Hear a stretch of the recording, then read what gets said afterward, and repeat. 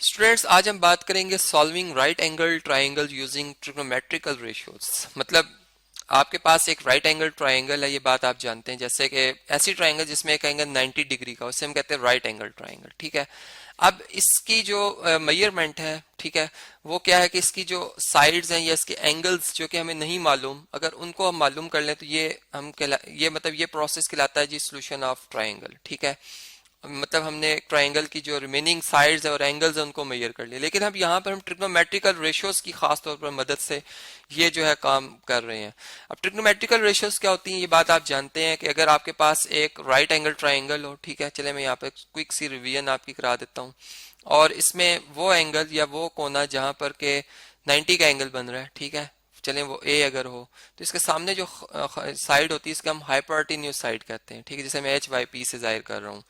अब ये जो साइड है या सिंपल एच कह देता हूं मैं, ये साइड जो है ये मतलब अपनी जगह से चेंज नहीं होती है। अब हम ये बात करते हैं कि अगर बी वर्टेक्स पे हमारा एंगल बन रहा है जो कि अंडर कंसिडरेशन है, या इसके हवाले से हम बात करें तो इस एंगल के सामने जो ये साइड होती है इसे परपेंडिकुलर साइड कहा जाएगा एसी को, और जो इसके साथ एडजेसेंट साइड होगी इसे बेस कहा जाएगा। ठीक है, तो अब अगर हम ये बात हमें याद हो जाए तो अगर हम ये देखें तो हमने एक रेशियोज के नाम पढ़े थे, मतलब इसमें कि इसका निमोनिक भी हमने याद किया था कि सम पीपल है, मतलब साइन ऑफ एंगल। ठीक है, अब एंगल थीटा है तो किसके बराबर होता है, पीपल हैव, मतलब पी फॉर परपेंडिकुलर और हैव से मतलब एच फॉर हैव और एच से हाइपोटेन्यूज। तो परपेंडिकुलर और हाइपोटेन्यूज ये रेशियो में याद होनी चाहिए।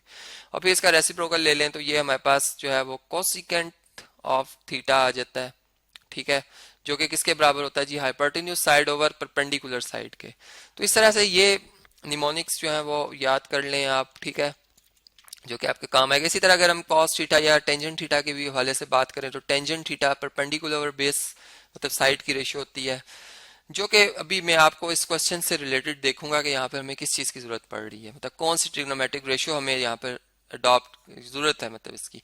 अब यहाँ पर हमें ये नहीं कहा गया कि आप ए बी फाइंड करें या एंगल सी मालूम करें। ठीक है, ये इस क्वेश्चन की एक खासियत है। मतलब अगर हम रीडिंग इसकी रीड कर लें इसकी स्टेटमेंट, तो ये है कि find the value of x in each of the following triangle. मतलब एक आगे एक और क्वेश्चन भी है उस, मतलब मैंने दो ट्राइंगल्स बनाई हुई है, फिलहाल अभी हमें एक ही नजर आ रही है। ठीक है, और giving your answer correct to 4 significant figures, मतलब 4 से ज्यादा सिग्निफिकेंट फिगर्स नहीं होने चाहिए। ठीक है, वो भी मैं आपको समझाता हूँ कि वो हम कैसे 4 सिग्निफिकेंट फिगर्स तक इसको लेके आएंगे। ठीक है, तो देखें इसका मतलब हमें सिर्फ ये वाली साइड मालूम करनी जो कि 90 डिग्री के सामने है, मतलब हाइपोटेन्यूज साइड मालूम करनी है। अब हाइपोटेन्यूज साइड जो है वो साइन थीटा में भी आती है, ठीक है, और कोसाइन थीटा में भी आती है, दोनों में ही आती है। अब हम कौन सी रेशियो यूज करेंगे, तो साइन थीटा जैसा भी बताया perpendicular over hypotenuse side ratio होती है, और कॉस थीटा होती है जी base over hypotenuse side ratio. अब एंगल जो हमें गिवन है वो ए एंगल गिवन है जिसके सामने 5 सेंटीमीटर इसका मतलब इसकी साइड की मेजरमेंट बताई गई है। इसका मतलब परपेंडिकुलर साइड गिवन है, बेस नहीं गिवन। तो इसलिए इस क्वेश्चन के लिए खास तौर पर हम साइन थीटा ही यूज करेंगे। ठीक है, तो यहाँ पर चले हम इसको अब स्टार्ट करते हैं इस क्वेश्चन को, इसका सोल्यूशन बाकायदा लिखते हैं जी यहाँ पर। और अब हम लिखते हैं यहाँ पर साइन ऑफ मेजर एंगल है या सिंपल 37 डिग्री। ठीक है, ये किसके बराबर होगा जी, perpendicular side 5 centimetre over hypotenuse side x centimetre. अब देखिए यहाँ पर सेंटीमीटर में नहीं लिखूंगा क्योंकि रेशियो है तो इसके यूनिट नहीं होते हैं। ठीक है, रेशियो के। अब अगर हम यहाँ से देखें तो x बड़े आसानी से फाइंड किया जा सकता है। x एक नॉन जीरो नंबर है। ठीक है, इसका मल्टीप्लिकेटिव इनवर्स एग्जिस्ट करता है जो कि 1/x का मल्टीप्लिकेटिव इनवर्स x होगा। अगर मैं x से इधर भी मल्टीप्लाई कर दूं यहाँ भी, ठीक है, और इसी तरीके से ये मतलब यहाँ से x खत्म हो जाएगा, x sine 37 degree equal to 5 आएगा। और अगर मैं साइन ऑफ 37 डिग्री से भी दोनों तरफ मतलब डिवाइड कर लूं, ठीक है, यहाँ भी और यहाँ भी, ठीक है, जो कि नॉन जीरो नंबर है क्योंकि हम जीरो से डिवाइड नहीं कर सकते इक्वेशन को। ठीक है, ये x आ जाएगा हमारे पास, किसके बराबर आएगा, 5 डिवाइडेड बाय साइन 37 डिग्री के। ठीक है, अब साइन 37 डिग्री किसके बराबर है, चलें इसकी वैल्यू हम कैलकुलेटर से देखते हैं जी कैसे हमें मालूम हो सकती है। यहाँ पर ये 37 डिग्री में है जी, ये देखें यहाँ पर डिग्री में ही शो हुआ है। अब साइन कहाँ पर लिखा हुआ है, ये बटन है साइन का जी, ये फंक्शन साइन का परफॉर्म होगा। तो ये हमारे पास जो वैल्यू आ रही है वो कितनी आ रही है, यार ये 0.6018, इसको मैं राउंड डाउन कर रहा हूँ, 8 के बाद 1 5 है तो इसको मैं राउंड डाउन कर दूंगा 6018। ठीक है, 6018 पे मैं इसे राउंड डाउन कर रहा हूँ। अब देखते हैं इसमें अगर हम इसे सॉल्व करते हैं, 5 से डिवाइड करते हैं तो क्या जवाब आता है। 5 डिवाइडेड बाय 0.6018, ठीक है, ये जो कि अप्रोक्सीमेट आंसर है, ये अप्रोक्सीमेट आंसर है हमारा, एग्जैक्ट आंसर नहीं है।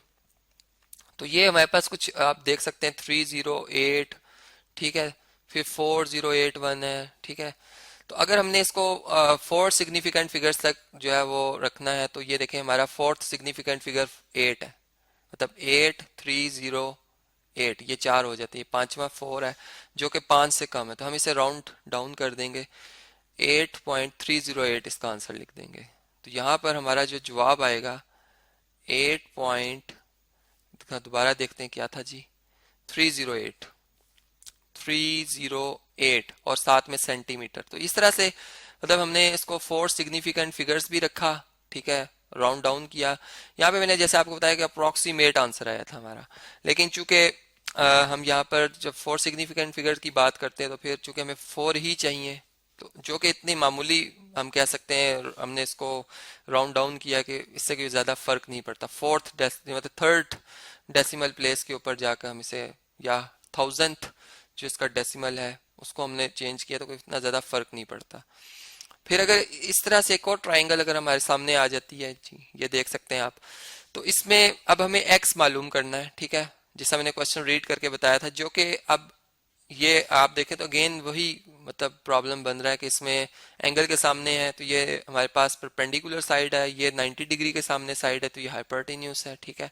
मतलब हम इसमें भी साइन थीटा ही इस्तेमाल करेंगे, हम लिखेंगे sine of 72 degree is equal to perpendicular side over hypotenuse side, ठीक है।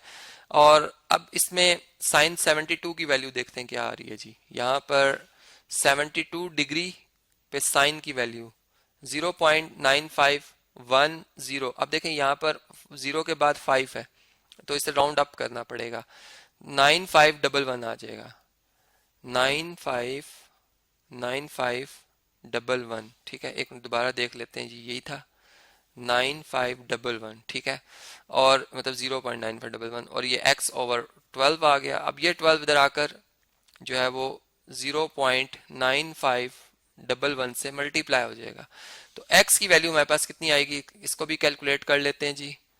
यहाँ पर कैलकुलेटर से लिखते हैं इसको, चलें इस तरह से है, हमारे पास जो नंबर है 12 मल्टीप्लाई बाय 0.9511, ठीक है। तो ये कितना है जी, 11.4132, तो ये हमारे पास आएगा 11.4132 सेंटीमीटर्स, ठीक है जी। एक दफा दोबारा देख लेते हैं, 4132 लेकिन अब इसमें कितने सिग्निफिकेंट फिगर्स अगर आप देखें तो 6 हैं, ठीक है, 4 और 2 6, हमें कितने चाहिए थे, 4 चाहिए थे। अब हम इसको यहाँ पर ये 1 के बाद मतलब 1 पे आकर इसको राउंड अप करना पड़ेगा या डाउन, तो 1 के बाद 5 नहीं लिखा हुआ, ठीक है, 5 से छोटा नंबर है, छोटा डिजिट आ गया है, तो इसलिए अब हम इसे राउंड डाउन कर देंगे, ये 11.41 बन जाएगा जो कि करेक्ट टू 4 सिग्निफिकेंट फिगर्स है, ठीक है। तो मतलब ये भी ऊपर हमारा आंसर अप्रोक्सीमेट ही आया था, जो कि मैंने आपको कहा कि इतनी मामूली सी इसमें होती है, वैल्यूज में फर्क आता है कि छोटे नंबर के लिए इतना बड़ा कोई फर्क नहीं पड़ता, इसलिए हम इक्वली लिख रहे होते हैं। तो इस तरह से आपने देखा कि कैसे हमने ट्रिग्नोमेट्रिकल रेशियोज को इस्तेमाल करते हुए जो है वो एक ट्राइंगल की अननोन साइड को जो है वो मालूम करना सीखा।